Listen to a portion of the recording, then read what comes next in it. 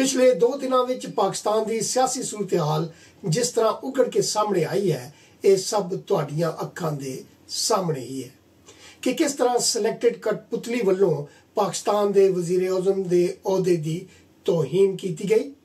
PTI के सरबराह ते अपने जिउंदे टाइगर्स नाल खिताब करते हुए एक थड़े ते बैठे गुंडे वांग बिहेव किया ते खिताब तो बाद दे वाकयात अते माजी दे करतूत जो साबिक DG FIA ने पधरे कीते कि किस तरह मौसूफ फरमाइशां करते सन ते किस तरह वजीर दाखिला टंगा भन्नण दे आर्डर देंदे सन।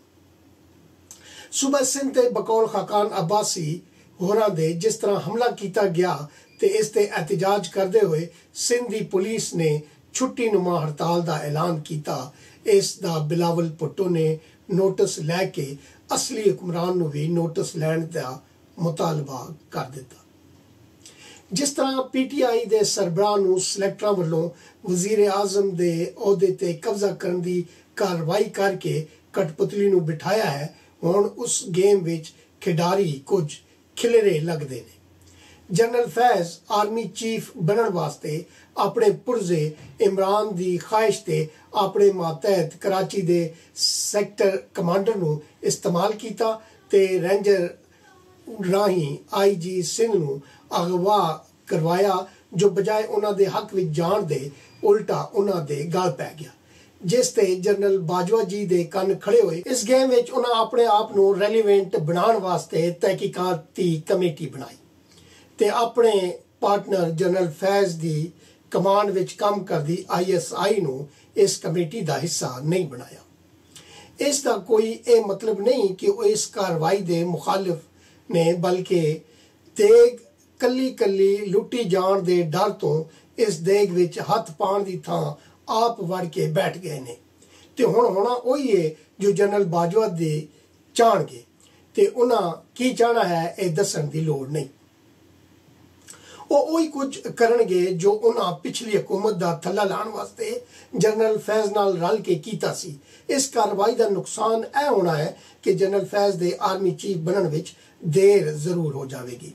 इस कार्रवाई तो बाद लगता है कि काम होर वध गया है कि नून लीग वाले दे एक इंतहाई तहमुल मजाज सियासतदान खाकान अब्बासी तो लैके PP दे बिलावल भुट्टो तक बोल पे ने ते ओ भी वाजे इशारे दे नाल खाकान जी ते इस नूं सिंध ते मरकज दा हमला करार दे दिता है। इस तो अंदाजा करो कि मुख्तारिया गल वध नहीं रही, बहुत वध गई है।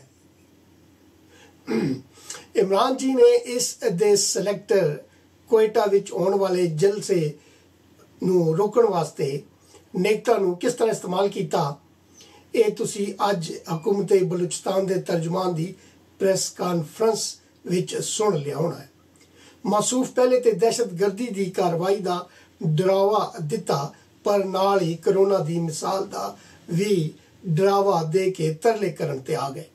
जितों तक दहशतगर्दी विच कतल आम दे इशारे वो गिनवा रहे सन, वो लोग बखूबी जानते हैं कि यह जो धमाके करते हैं ये दहशतगर्द किस दे स्पॉन्सर्ड होंदे ने ते ये समझना कोई एडी वड्डी साइंस भी नहीं। इस वास्ते तुसी पिशावर दे कैडेट स्कूल का वाकया ते शहीद होने वाले बच्चों के पेरेंट्स की आखते ने, नाल ही उस कतल विच शामिल एहसानुल्ला एहसान की दस रहा है। मजीद बेहतर अंदाज विच समझण वास्ते मैं इस वीडियो की डिस्क्रिप्शन विच RMTV लंदन दे राशिद मुराद जी का एक वीडियो लिंक ला रहा जो इस मौजू ते है। तुसी वो वीडियो वेख के चंगी तरह समझ सकते हो। मेरे वालों इन्ना कुछ जिउंदे रहे ते फिर मिलांगे। रब रख।